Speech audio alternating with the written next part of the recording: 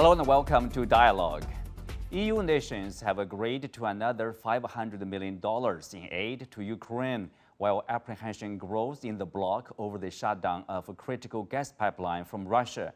Meanwhile, shelling continues in Ukraine's eastern region of Donetsk as Russia's defense ministry orders military units to step up operations. How will the EU deal with the pipeline cutoff, and what are the targets for both sides in the coming days as the fighting intensifies? To discuss the latest events on the ground, I'm glad to be joined by Einar Tangen, current affairs commentator, Mark Sleboda, Moscow-based international affairs and security analyst, and Professor Joav Toker from the American Graduate School in Paris. That's our topic. I'm Xu Qinduo.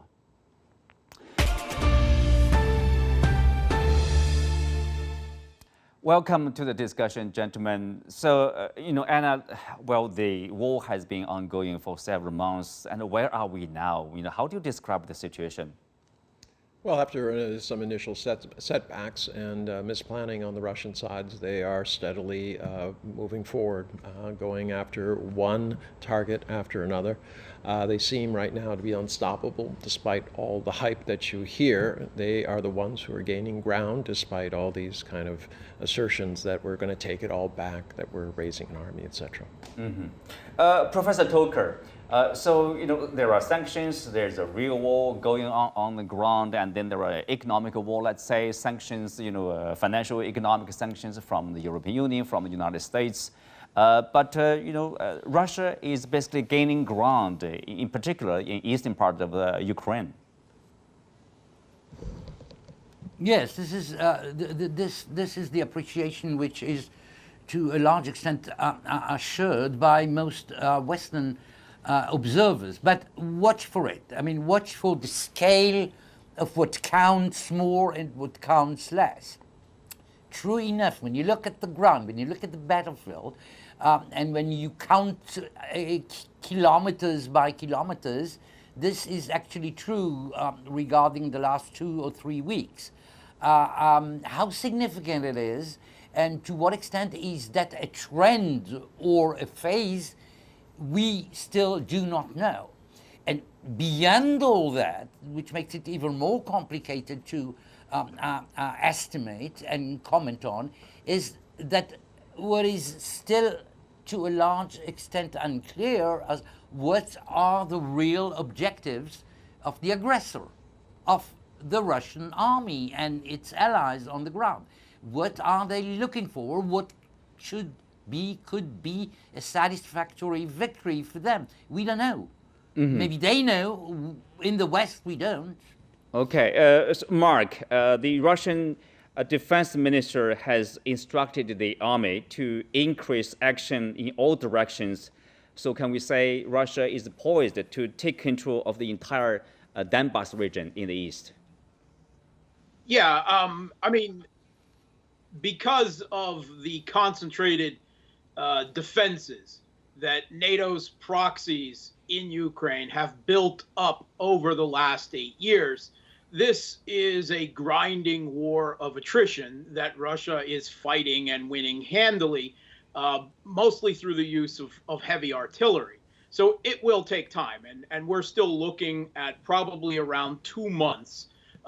Russia has 2 remaining defensive lines for them and their Donbas allies to break through from the US-backed Kiev regime forces.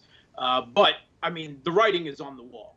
The Kiev regime has not been able to withstand any Russian assault. They are plugging gaps from their units that have been whittled down by their own estimates to Western media by 70 to 80% attrition rates, right? And what Russia is dealing with on the ground right now is mostly forcibly conscripted civilians with guns shoved in their hands. That's cannon fodder, right? That said, it still will take time. But with regards to our last speaker, I don't know how it is that Western commentators still don't understand the goals and the demands of the Russian military intervention that have been said again and again and again since the beginning of the intervention in February.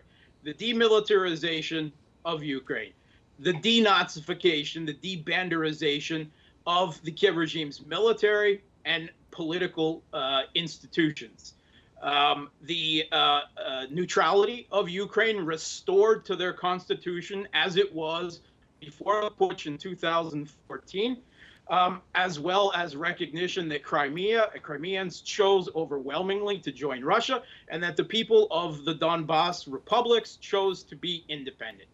I don't know how we could spell it out any clearer to you, but I hope I've helped.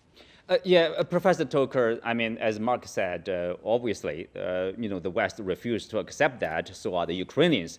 But those targets, I would say, they are rather specific and clear. Well, it sounds clear, and my colleague in Moscow actually spells it out in an even clearer way. I still do not understand what the de-neo-Nazification of Ukraine means in terms of what the Russian military forces do or do not do, where they are right now, or where they intend to be tomorrow, or the day after tomorrow. And I still do not, cannot transpose what my colleague in Moscow described as sort of getting back to a situation prior to 2014 in terms of the Ukrainian constitution and the Ukrainian sovereign entity. Once again, what does it mean in terms of what Russian tanks and Russian cannons and Russian planes will be doing over the battlefield? Mm-hmm. So yes, you can hammer it again and again, and and use terms which are really looked upon in the West in a very semi-delirant way about Nazification of the Ukrainian regime and so forth. But it doesn't give an answer as to the situation over the battlefield and what the real intentions militarily and politically of the Kremlin are. Obviously, the target of the Russians is beyond Ukraine, because this is not only a war between Ukraine and Russia, but also you can say a contest between Russia and the West, Europeans and the Americans over there.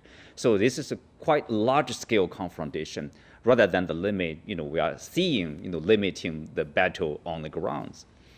Well, yeah, Ukraine is a proxy in basically a security situation which was started by the U.S. and Europe by pushing into Ukraine. There's absolutely no credible American statesman who, including the president and the current head of the CIA, who didn't say that if you went into Ukraine that the Russians would fight. So pushing into Ukraine had to be deliberate. It wasn't accidental. And what you have is a situation where Russia is putting up its front. I don't know about the neo-Nazification, things like that, but clearly Ukraine has to be neutral or there will not be peace. Whether it's a neutrality that's enforced by a DMZ zone and things like that, or whether people can sit down at the negotiating table and just say, look, we're not going to have forces eyeball to eyeball, and we're not going to put missiles where others people don't. I mean, what the Russians wanted to put missiles in Cuba. We in the United States threatened a nuclear catastrophe if they did. So this is not unprecedented, and the question is, how is it going to end, and how many lives have to be lost before they can get to the peace table? It's a big power competition. Well, we can continue on that, but let's move on. Professor Toker, if you take a look at the battlefields, now we are seeing, seems to me like in Kiev, the government is ready to launch a counter-offensive. Officials are talking about 1 million in personnel to recapture some of the territories under Russian occupation in the south, or some are talking about an attack on Crimea or Crimea Bridge. How likely that will be? I think that we have to be very cautious in anticipating over projects of this nature. The figure of 1 million in terms of Ukrainian capacity of mobilization is not really new. Actually, the figures between 800,000 and 1 million ready to fight individuals was actually at the starting point. Don't forget that for the rest of the world, to some extent, the war had started on February 24th, about 4 months ago. But for Ukraine, and to some extent for so-called the separatist forces in eastern Ukraine. The war is going on for 8 years now, starting in 2014. So the mobilization situation of the Ukrainian military forces per se, including the numerical appreciations, are not new. Now, are we speaking about initiatives as audacious as in Crimea? I don't think so.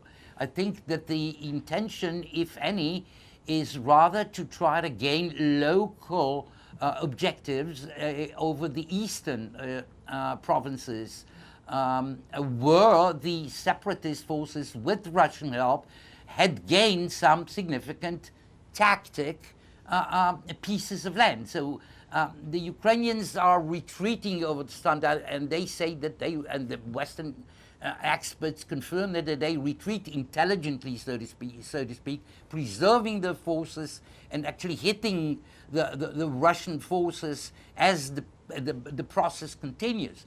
But you can't win a war with intelligent, successful retreat. So there should be some gains of territory. Let them be tactical or even limited, even if it would be just for the sake of the dynamics of a bit of gains over here and a bit of gains over there, in order to keep the, how should I say, the characteristics of the last 6 weeks roughly of fighting going on until something new changes, if any, the rhythm and the dynamics of the confrontation. You know, in due deference to our learned colleague in France, I'm sorry, I can't agree with this idea that people dying is somehow tactical.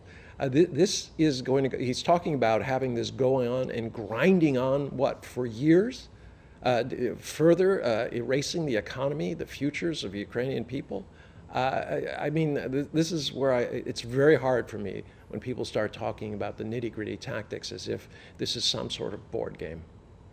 Well, Mark, you know, what's the response from Moscow, and you know, is Moscow ready, you know, if there's any attack of the Russian targets in Crimea or the Crimea Bridge, for example? And do people have any concerns about this, you know, quote unquote 1 million in personnel, the attack? Yeah. Okay. So first of all, let's set the record straight. This propaganda about a 1 million man Kiev regime army, it's a fantasy. It is as real as the ghost of Kiev or the Snake Island hoax, right? It does not exist. It is something that they have the potential capacity on paper, right, through forcible conscription of every male in the country between 16 and 60 years, who, by the way, are not allowed to leave the country, as they try to round them up in waves to throw into the front. And that includes, by their own estimation, the police, the National Border Guard, probably the dog catchers and the bin men.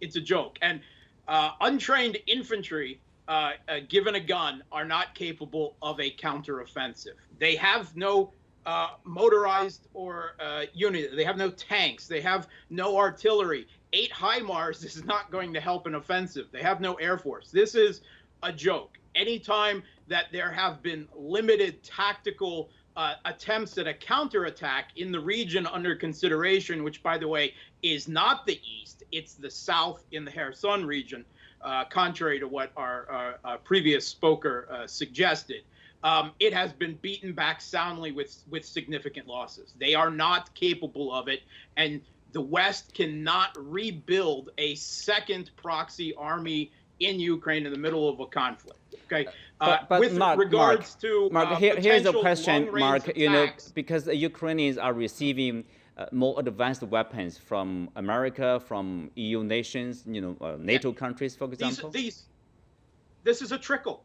You have to understand the U.S. has delivered 8 with the potential for 12 multiple launch rocket systems to Kiev.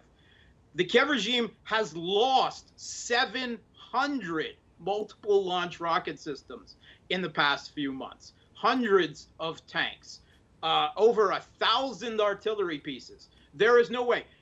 there have been reports in the Western military analyst circles, right, talking about the return of industrial warfare. The West does not have the military industrial capacity at current time to construct a new Kiev army and beat it. They don't even have the artillery shells because their military industrial complex has been reorientated for years towards fighting a high-end counterinsurgency campaigns. Okay. They cannot win the type of war that Russia is fighting here, not even directly, much less through a built-up Kiev regime proxies. Okay. And as for potential attacks in Crimea, of course, Mark, they're concerned. I mean, you can go Myself, on I have about all family these in numbers, Crimea. but My mother-in-law listen, lives there. I mean, come on, right? Mark.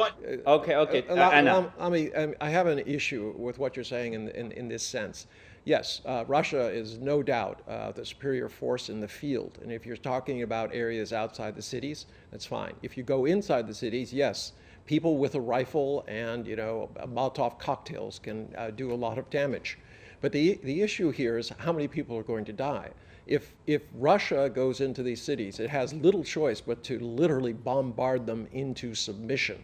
That's going to cause a tremendous amount of casualties. At some point, there has to be a willingness to go to the table.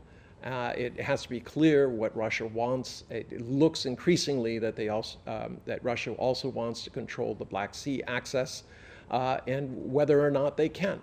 This is not going to be a walk in the park for Russia. At some point, you have a huge border with people inside your border who are not happy, and you're going to have to contend with their acts of aggression.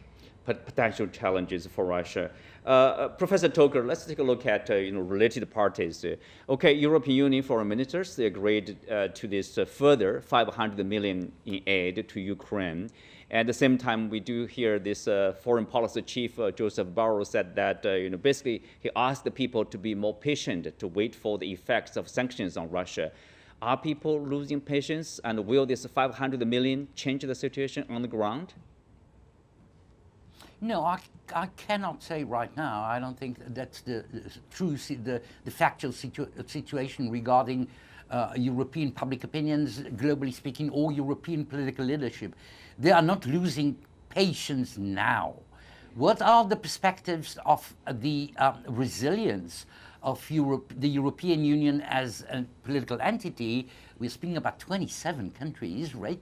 Are sovereign and politically active and ambitious on their grounds, and regarding something which has strictly no precedent over the last 4, 5, 6 generations on European soil. So we're speaking about, and this is very important to keep in mind, when we talk about military situation on the field, and I'll just I keep saying that when I'm speaking about so-called tactical gains or ambitions, of course I'm not using the cynical ignorance regarding the fact that that costs blood and people are dying. I'm just speaking because we're trying, I think that all the three of us are trying to do some expert work here as honestly, as intellectually honestly as we can. So there are indeed concrete dangers regarding the level of European coherence over the weeks and months to come. The conflict seems not to calm down. We're speaking at least about a medium range, if not long range dimensions. It will be difficult to pronounce, define, and carry out a united, coherent European policy when we're speaking about needs which go all the way down to the level of the consumers and might hurt those amongst European populations who are anyway weaker than others. So there are challenges of a different dimension now facing European political leaders and political parties and public opinion and whoever is participating in such decisions. But the fact that these are difficult ahead and we had no precedent does not mean that there are no chances for these 27 European countries as an entity to face this unprecedented challenge in a way which is also unprecedented and which, globally speaking, will be rather my estimate. with surprises, with compromises, with moments which will be more difficult than others, but after all, globally speaking, with the capacity, because after the commitment President Biden and European leaders had made publicly and remade, I don't see any way backwards very soon.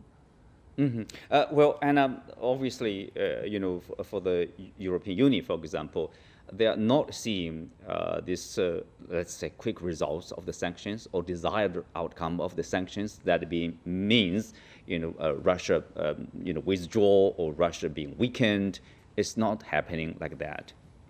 No, it isn't. The ruble's higher than ever. There's still money flowing into Russia. Russia's not in danger of losing its electricity or not being able to heat its homes or being able to feed its people. That is not the situation in Europe as we speak. So, I mean, there's going to be some very hard choices. Obviously, there are a lot of calculations being made on both sides as to this kind of war of attrition. But, as I say, it's sad because there are real people who are dying. What about, of course, Europeans and Americans are working together to design, new sanctions, more sanctions. For example, one suggestion from the U.S. is price capping of the oil and gas from Russia. They said they will set the price between $40 a barrel, $60 a barrel. I mean, what's the likelihood will that happen? Zero and none.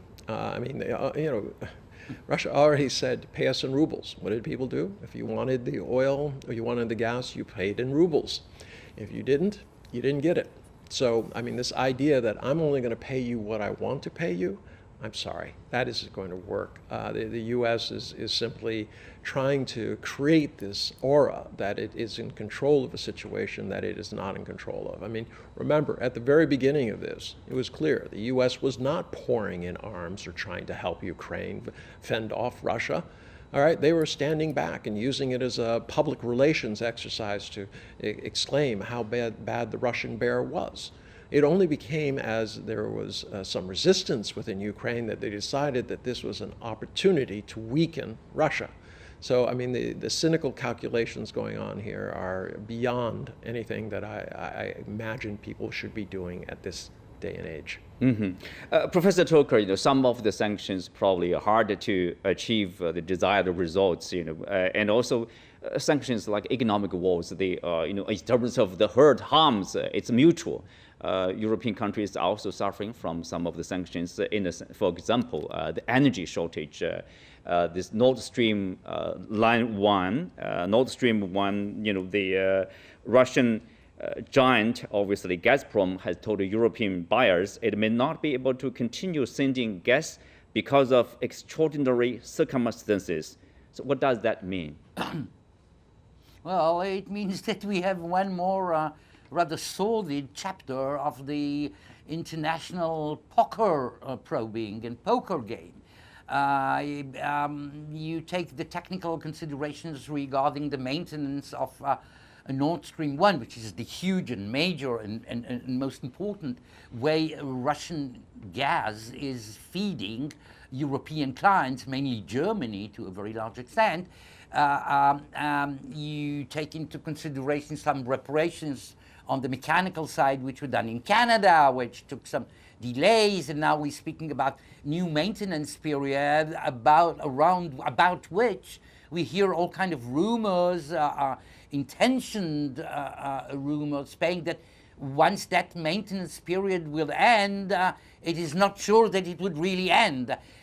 If you wish to read it differently, it's one more dimension in the attempts of, I believe, the Russian side to put more pressure on Europeans, because indeed Russia can, at any desired moment, practically speaking, just close the button, push the button and close the gas towards Europeans.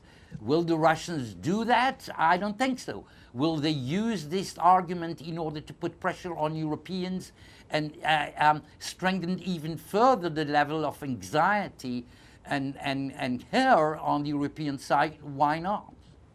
Well, you cannot blame, Moscow probably because, both sides are in the middle of an economic war. You will do whatever you can probably to protect yourself and hurt the other side. So Mark, but at the same time, as I said, it's mutual sometimes. Like if Russia turns off this, gas pipeline, and then your income, your revenue will become less and less. So that's also hurtful to Moscow. Sure, and that is true. But the amount of oil revenue that is pouring into the Kremlin because of the high oil prices is offsetting that. Also, new deliveries of energy resources, again at higher prices to Asia, are helping compensate for that. For instance, China, just record volumes of gas were passed through the Power of Siberia pipeline to China. So I believe that Russia does have the capacity at this point economically to simply shut off the gas to Europe and say, you want an economic war? All right, let's see how, when your people are freezing, how many more governments fall after the two that have already fallen. I mean, we've already seen the Polish government tell its people to start collecting firewood off the forest floor in Poland. They're burning coal again across the EU, and Germany is creating public heating centers that people can come in to try to warm themselves over the winter. This could get very, very nasty for the European people coming on.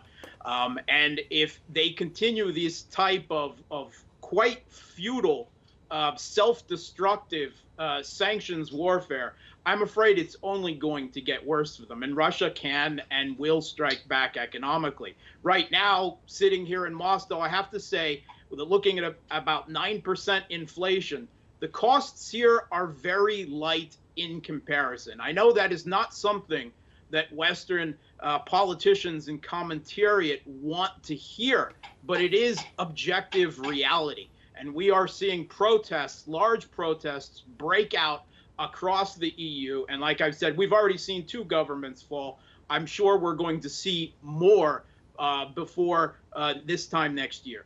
Mm-hmm. Well, further development, Einar, obviously, I mean, to this Ukraine war, you say Russian President Vladimir Putin is on a visit to Iran. There's talk about Iran supplying drones to the Russians, and also the 2 countries will abandon the use of dollar in their future deals. So, I mean, very impactful. Yeah, I mean, you're starting to see, the results of this kind of NATO becoming the policeman of the world, taking over the mantle from the U.S., and you're starting to see countries take a much harder line towards this. Obviously, Iran has no love lost for the United States of the unilateral withdrawal from the JCPOA and the inability to restart the talks, the continued sanctions. So yes, those nations that feel antipathy towards the U.S. are going to continue to go forward together because they have a single enemy that they've identified. And in terms of the economic sanctions, when somebody's supplying arms to your enemy, who you're fighting, this idea that you wouldn't strike back and not sell them gas or oil or try to impose pressure on them is ridiculous. Of course you will. That's the problem. We're pushing ourselves into a situation where just more people are going to suffer in Europe and in Ukraine. Unfortunately. Well, on that note, we conclude today's show. Many thanks to our guests. You can also find us on the CGTN app on YouTube. I'm Xu Qinduo. Thanks for being with us. See you next time.